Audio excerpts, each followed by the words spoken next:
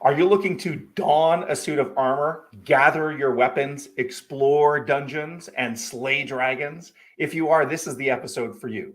Today, we speak with a local high profile tech entrepreneur who is turning his attention to a mobile gaming studio located right here in our hometown. That studio has produced a game with millions of downloads and a solid growing revenue stream. All this coming up on Techopia Live.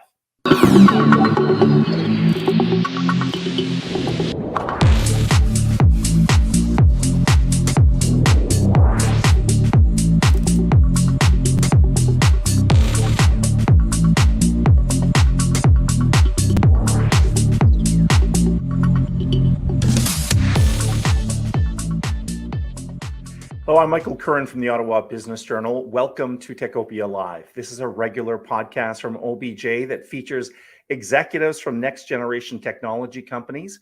We want to shine a spotlight on the up and comers. We also want to keep you updated on the established players, all with the goal of keeping the tech sector informed and connected.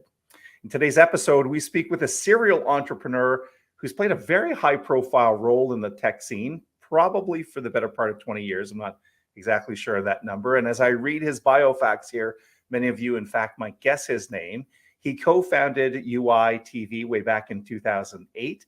He left the CEO role at You.i TV after US media giant Warner Media bought the company for reported $100 million. Today, we catch up with him and learn about some of his new ventures. Please welcome our special guest.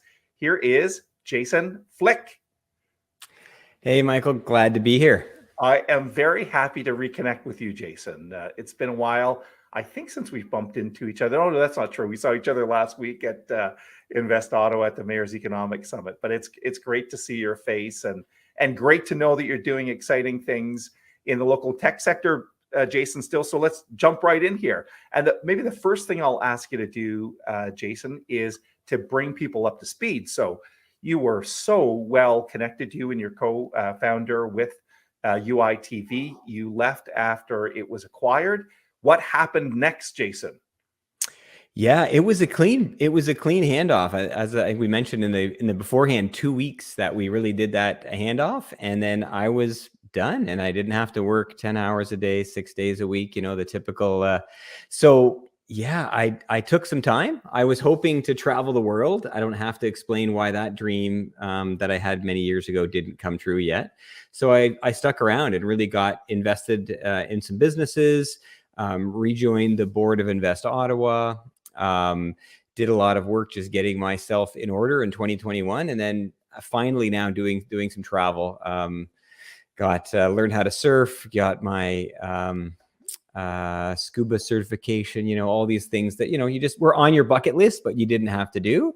And then now I think we're almost a few months away now from 2 years and kind of getting settled into kind of investing and being a CEO mentor. And I speak at some corporate events just to kind of share the scars and experience from UI, which, you know, it's always hard to measure, but in the end you do have to measure. And I think it was a great success for myself and all of our employees who were shareholders. Well, we're happy it didn't take off simply to a surf beach and never to be seen again. And of course, we're going to focus on the future in this discussion, but I just want to dwell on the exit because there's, you know, so many entrepreneurs, potentially some of them watching this episode, who have exited a company or dreaming of that exit. Was it everything, looking back at it, was it everything you imagined? I mean, I got your reference that the pandemic kind of put a kink in your plan to go travel the world and that. But looking back, maybe a couple years later, Jason, good, bad, ugly, any thoughts on what transpired back then? Sure. We were trying to be the platform for every screen, right? And not care about the OS so that anybody could build an app and it would run on TVs and cars and phones and gaming consoles. So we only got maybe 10% of that done. So that was unfortunate. But, you know, it was acquired by a company that immediately opened up 80 recs and has deployed apps on hundreds of millions of devices now. Everybody, they kept every person and hired more. So I think in the end, it was very good. Would we have loved to have kept going further? Maybe. Each inflection point adds risk. And we brought in every type of capital you can imagine: private equity, VC, subordinate debt. And as you kind of assemble all that stuff, a clock starts ticking, and it did align, and it was good. I would have loved to have seen it to its conclusion. Some company will eventually do what we were aiming for, but yeah, it was good. Everybody did well. It brought a lot of wealth and connections and career progression for a lot of Ottawa employees. All right, good. Well, thanks for looking back at that. But let's, as I promised, look forward. And the main topic of discussion, I think, here today is going to be a gaming studio. I think that's how you describe it, called Northern Forge Studio. You co-founded it. Tell us that story. Yeah, so kind of embarrassing now, but I loved Pokemon Go, even as an adult, I guess, because it was out when I was an adult. So I played a fair bit with my kids and even a little bit without my kids. But, eventually it got tired, and I'm like, Pokemon Go competitors, like, what else is out there, right? I want something a bit richer, and found this game called Orna. And it was the de facto existing game left that was a competitor to Pokemon Go. And I started playing it, and I'm like, this feels like it might be like a one guy studio. And as always, I love to mentor and help entrepreneurs. I figured probably lives in Texas or Europe or who knows where, and started talking to him because he's very accessible. Just the whole way he built the game, embracing his community, was so cool. And so I'm chatting with him, and next thing you know, we find out we live blocks from each other. And I said, okay, we've got to do this together. He was thinking, what's next? Do I take the game seriously? Do I move on to something else? And he decided to take the game seriously. And since then added 6 people and really, really grown the game. But we said, we've got to do more than just that. And it wasn't even incorporated, right? Like, he just did it out of passion on the side. So we said, let's create a gaming studio. We worked on a vision and a mission for it, and put that IP in there, and now created a second game. I said 6 employees from all over the world. We hired our fans. It was awesome. It still is. I mean, it's awesome. At every meeting, it's great. You're sitting in there and you're brainstorming, solving problems for a game when every one of the employees is a super fan. It's cool. That is a remarkable coincidence. Like, truly remarkable. It is. Yeah. Yeah. In the World Wide Web, the creator of this game called Orna. So I think we got it. So he had done this kind of as a little bit of hobby. You identified, connected. So let's talk about the game now. You referenced Pokemon Go, and there's a connection, if people are familiar with Pokemon Go, towards what people might know there and what you're doing. But the game's called Orna, the first game. Is that right? Correct. And tell us about Orna. Yeah, so it's got kind of all the things that are in style right now. It's got retro graphics. It has GPS. You need to walk around, discover things around you in the world. You'll find monsters. You will find dungeons and arenas, but you have to move around. You have to solve missions. There's new pieces that you can activate, and then it sets you on a mission of puzzles you have to go solve. You're seeing right now the video. This is our brand new feature. Both games are live ops. We can talk about that in a minute, but we've added a whole new towers piece where you have these, you have to go through every level. You're seeing some of them now. These are inside the towers, and you have to solve them and unlock them and get more materials to build them. And in your hometown, you can build these towers and people can see them. And it adds a whole new piece because we have players that are 2 years in and hardcore, and this really builds more content for them. But as you'll see, it's a live ops game. So every month we have new content, new challenges for them to do. Wow, that's really neat. And I did download it last night. And when I was going out for walking my dog, Jason, and I fought a green slime monster just down the street from me. It's hard for people to believe, but there was a green slime monster, and I killed it, Jason. Good. I got him. Yeah, a little bit of defense, a little bit of offense. I'm sure I did it wrong, but which class did you choose? It's going to tell people a lot about you. Which class? Well, I can't. There was like a body type, so I went I was a warrior, but then there was an A and B option. I went B, and I don't know why I went B. That's all right. That's good. And yeah, we're very generic about things. I'm actually in the game, which is pretty cool. If you really scroll down, you can find a 16-bit version of Jason. It's pretty hilarious. But yes. That is funny. That is funny. I do like the retro graphics. It reminded me of the late 80s or early 90s, whenever 16-bit was around. But it was a little bit of a throwback. So that's really cool. Tell us about the business model a bit, Jason. So it's free to play, free to download, free to play. I did very quick, by the way. I didn't have to do all this registration, and I didn't have to necessarily give my email on that. So it's very quick to start playing. took a few minutes, but tell us about the business model. Yeah. And so that is part of our core values, right? One of the things that we did before we co-founded it, just really what are our core values? And that's one of the big ones. So you're not going to see a lot of ads or no ads. You're not going to see a lot of pushing to purchase anything. I don't really recommend this business model to anybody because you have to build the entire game, get it really working well, get millions of downloads, and then hope that the top 5% actually pay and consume things. But we've gotten there, right? That's the hard part to do. So the business model is around skins, which in a 16-bit game, they're simplistic, but they're still really cool. We have a designer and even our community sometimes that build these the limitations of 16-bit actually makes it even more delightful. I think when you see some of the skins you can purchase, you can also purchase some potions, but we will never be a pay to win game. Similar to Fortnite, you can spend, and some people spend thousands of dollars a month. And it doesn't help you in the game any. And so that's a key thing for us, is to make it not pay to win.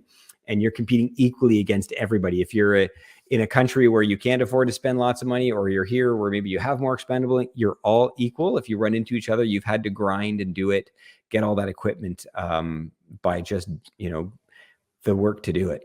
Well, that sounds like a very ethical approach. And I don't think we've explicitly said it. This isn't a game that like hundreds or thousands. There's millions of downloads of this thing, right, Jason? Millions of downloads, hundreds of thousands of active users a month. And wow. You will see people everywhere. I travel to some pretty wild places, and it's so cool to load it up and see, yep, these domains, because you can take over regions and you can build houses and you can build stores.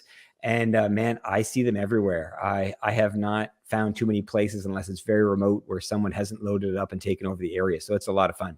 That's incredible. Wow, that is really neat. And tell us a little bit about the future. We're going to take a sponsor break here in a second, but the future of Northern Forge. So I heard it's hiring some employees. They have a second game. Like, where is this going, do you think? Yeah, so we've built a second game now, built on the engine we have. But I think the real core IP, as I've been digging into this with my co-founder and looking at it, is how we embrace our audience. So we're translated into 17 different languages. That would be an enormous cost. You'd have to be a 50-person VC-backed company that either succeeds or goes out of business. Because we embrace our community, we have over 200,000 people on our Discord servers. And we have a whole hierarchy where you can volunteer, be part of the game, and your translations and ideas really matter. We have beta testers that are on there, and these are just our kind of most hardened, avid fans, and they love it. They work for us for free. It allows us to do this with 6 people right now, a couple of which are even part-time, because of all this extra help, and it makes for a better game, and they love it. And I think that's got to be a new way going forward. This idea of taking $100 million, building it all out. What was the Pokémon GO competitor there? The Wizards Unite. I mean, I saw both ends of that, because I was working with the media companies through You.i as they were building the game, and the money they spent on that, and then it just failed, just zero. Wow. You can't do that. And most games aren't successful. You have to iterate, and if you're spending $100 million just to get the assets built like that did, then you have to tank it as soon as you know it's not going to generate it. So starting a game off, building it organically, and using your community, critical. So I think long-term, we've got our second game. I want to work with studios, do some mentorship, and eventually bring studios in that have that same value and belief. And there's no need to have a floor of lawyers and 100 developers. I think each game can be done with a really scrappy team of, 10, 20 maybe. And I think that's the long-term goal for us, is to just continue to build that up. And just before we take that break, maybe just any observation on the gaming scene in Ottawa. So, we've been aware of it at OBJ for years and years. It's a little bit below the radar, but there are some pretty significant players right here in Ottawa that are doing, I don't know if I would say similar projects, but gaming projects. Yeah, there's a lot of companies building games for other people. So that's great. So there's tons of gaming talent. But, to get a VC to fly here and get a game funded, very difficult. We're not known for building our own games. We have done a bunch for sure, but nothing. Most of it's like, Mattel does $1 million contract to get a company here to build a Mattel game. So you don't have the marketing issue. You don't have the drive. it's going to launch. Scrabble was created here. I could probably go on for an hour listing all the tier 1 games you know of and didn't know were built here. But really, if you want to bring value to Ottawa, we have to be creating the original content. It has to be built, designed, developed, marketed, and delivered out of Ottawa. And so I want to focus more on that. And there's a lot. There are so many little 2-3 person companies building really amazing games that I think they just need a little bit of a boost. And so what can we do as Northern Forge to help them be more successful? As they say, the tides rise all boats. And I want to just continue to see us all help each other. And there's no competition. The video game industry dwarfed the movie industry. I think it's 15 years ago. So there are billions and billions of dollars. There's no need to compete. We could have 100 highly successful games and we wouldn't even dent the gaming market. So how do we help each other? Yeah. Thanks for making that distinction, by the way, and kind of what the community's been and what your vision is for the future. So we're going to put you on hold here, Jason. We want to keep on talking to you about other things you might be doing in Ottawa. Before we do that, though, I want to pause for a second to recognize the sponsor of this episode, TD Bank. TD's relationship team is committed to your business. They take the time to understand your business and provide banking solutions that can help you achieve your business goals. A dedicated local team allows for deeper customer relationships and better service. They take the time to learn about your business and industry so they can react to changes in the marketplace and anticipate your business's evolving banking needs. Your relationship team can also connect you with other specialists at TD to help move your business forward. And once you're up and running, TD continues to actively manage your relationship, looking for ways to help grow your business. Learn more at tdcommercialbanking.com.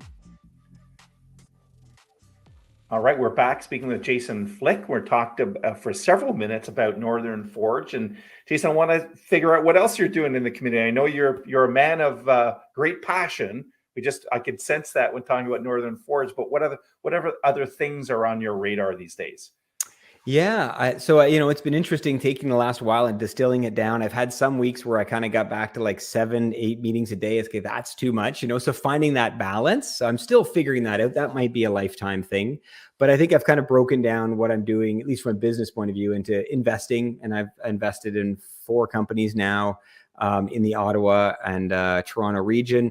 CEO mentorship, just to sit down, like having been at the top of a company and had to reinvent myself and deal with all those stresses. I actually really enjoyed sitting down with CEOs and helping them to get through some of that and use some of those scars and lessons I've learned and all the mentoring I've benefited from. And then a corporate speaker, I'll speak at some corporate events. It's not something really even to generate revenue, just to kind of spread all the lessons learned. I really feel what we built at You.i was pretty special, and it can be copied. And I think the more you do it, the more people love to work at your company. So those are kind of the areas I'm working in. But of course, join the Invest Ottawa board as well. I've joined 4 other boards, helping community. Invest Ottawa is just into its 5-year planning session. Again, I said this is a great time. I was off for a few years. Stayed on the innovation board. I've been on that, I think, 12 years running, I think, just helping out with the events and stuff.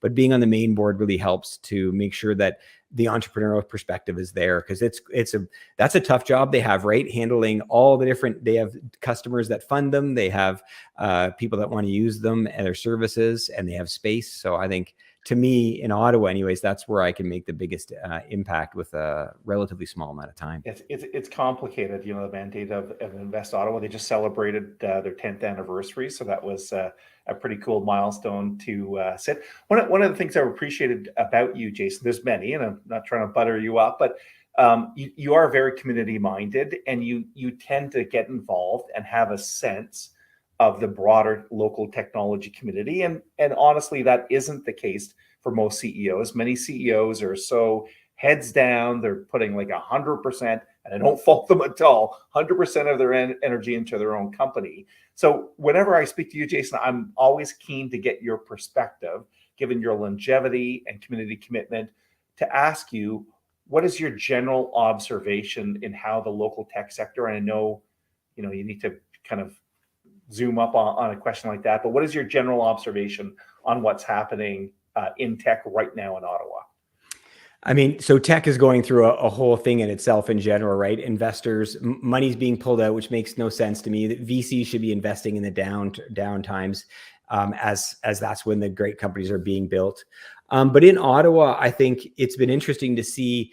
I'm seeing more and more collaboration, which is great. One of the reasons I joined Invest Ottawa 10 years ago, was one of the founding board members, was to get these universities, big business that's in Ottawa. There's lots of big businesses here, global businesses, and the startups all working together and getting more of that overlap. Our startups have great technology. Big businesses can't build great technology. They can't innovate. And the universities have incredible talent that they can bring. And so the colleges to these startups and big business. So getting them working closer together, which was really, I think, one of the secret sauces of Silicon Valley. Sure, funding, but I think we've made huge progress in funding. Obviously, funding's down now in every sector, but Ottawa's really done well to get the funding that it needs and to educate CEOs on how to raise capital. So I think that's the key thing. And just the collaboration. Like, I remember when I started my company, it was a tiny group of us. We'd meet in the St. Anthony soccer club. I didn't even know that place existed. We'd have a case of beer and chat. And now, wow, the programs that are available, it's incredible. And that's really helped Ottawa. And now we've got lots of huge companies and lots more startups. I want to see them all working together closer, though. Just quickly, we'll wrap up here in a minute, but one thing that makes you optimistic about the local tech sector, and maybe you've already said it, maybe it's the funding, and one thing that you think is a challenge. Any quick thoughts on what makes you optimistic? What do you think is a challenge? So we're the technology behind most companies you know and love, and that's booming. We love bootstrapping. We don't like to take $100 million and turn it into $1 billion. We like to just be scrappy, figure it out, adapt, be customer focused. What we're going into now is perfect for the DNA of Ottawa. Challenge, I think, working closer with the post-secondaries and big business. And I want to comment on the CEOs. You're right. Most CEOs don't spend time locally. I can tell you firsthand, I do it to give back, but you know what? It's paid dividends. Going out and taking your time as a CEO, involving yourself in the community. We would get 5 to 10 times the number of resumes that other companies would.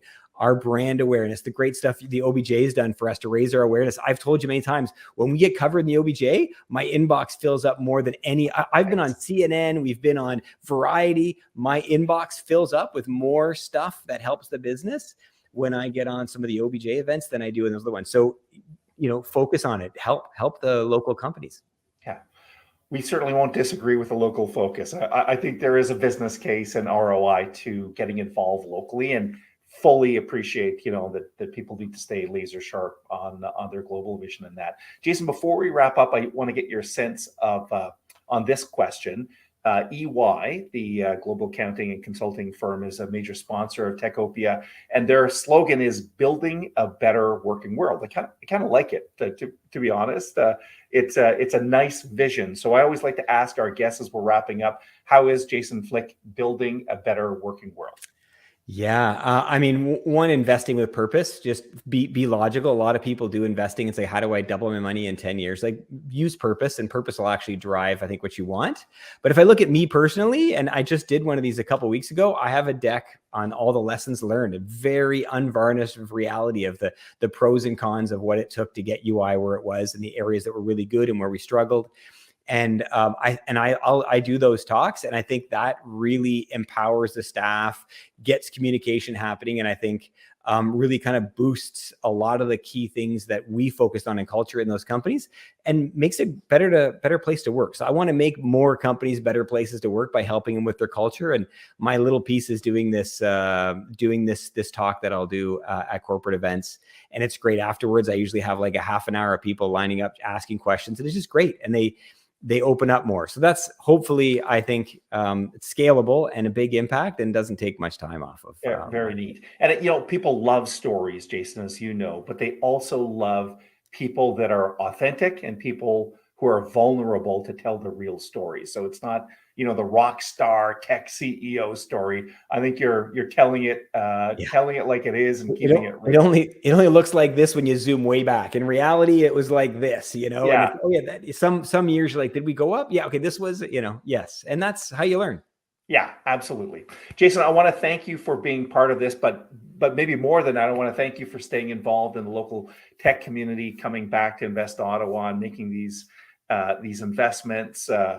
Northern Forge is a great example of that. Thanks for identifying this potential. Wish you best of luck in all these ventures. Thank you, Michael. Pleasure. Thanks, Jason. Take care. All right. Well, before we wrap up, let's take a look at some of the other great companies that champion Techopia.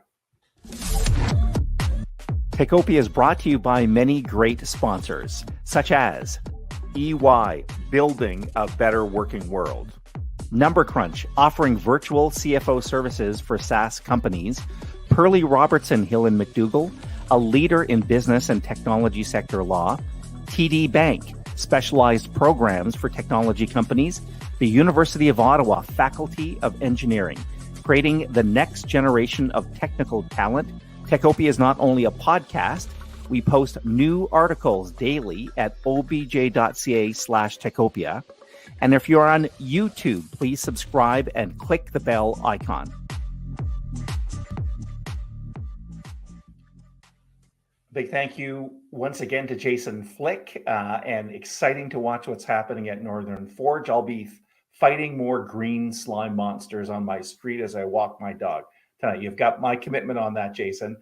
Thank you for watching and listening. Hey, I wanted to give you a heads up on one quick thing. We're about to launch something, an annual magazine that puts Ottawa's technology sector into context. We've created the magazine in partnership with EY. We're having an event at Queen Street Fair on March 6th. That's a Monday night from about 6 to 8 o'clock, maybe a little bit longer. It's going to be a fun night. It's really a chance for the local tech sector and leaders and workers to reconnect. If you want to go, it's invite only, but send me an email at publisher@obj.ca, publisher@obj.ca. I'll add you to the list. That's it for this episode of Techopia Live. We hope we're keeping you connected and informed. Let's keep building Ottawa's technology utopia. We call that Techopia. See you soon. Bye-bye.